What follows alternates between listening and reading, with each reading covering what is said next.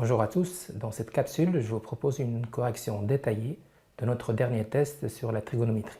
On va commencer par la première question. La première question est une question théorique concernant les formules d'addition, de soustraction et de duplication, cosinus ou sinus.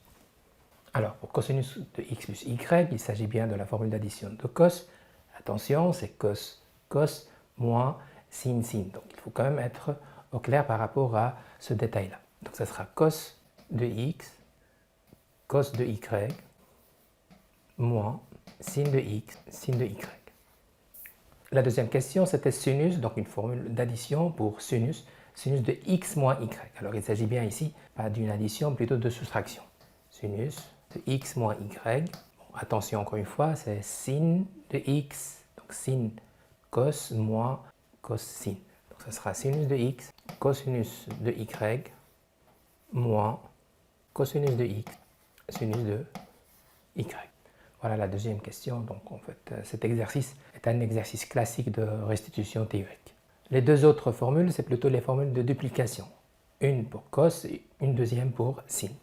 Cosinus de 2x, cela est intéressant parce qu'on va voir quand même son application dans l'ex numéro 2. Il propose deux alternatives. La première, c'est cosinus carré de x moins sinus carré de x. Attention, ce sont des carrés. Il renvoie vers des carrés. Bon, il est un peu limité parce qu'il fait appel aux deux fonctions, aux deux nombres trigonométriques, cosinus et sinus. L'autre alternative est plus pratique au niveau exercice, c'est 2 cosinus carré de x moins 1.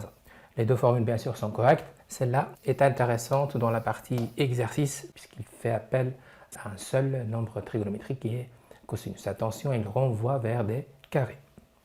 La quatrième question, c'est une duplication de sinus. Très simple.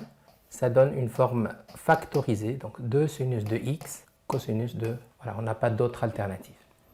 Voilà pour cette première question. Alors juste, je vais prendre 2 minutes pour vous parler un peu de cette formule de duplication. Il ne faut pas garder en tête cette forme un peu figée. Il faut surtout comprendre qu'il s'agit bien d'un lien entre l'argument et sa moitié. Donc ces champs d'application sont vraiment intéressants, à condition de voir qu'il s'agit bien de ce lien moitié double. Par exemple, sinus de 4x, on peut appliquer la duplication dans ce contexte et ça va donner 2 sinus.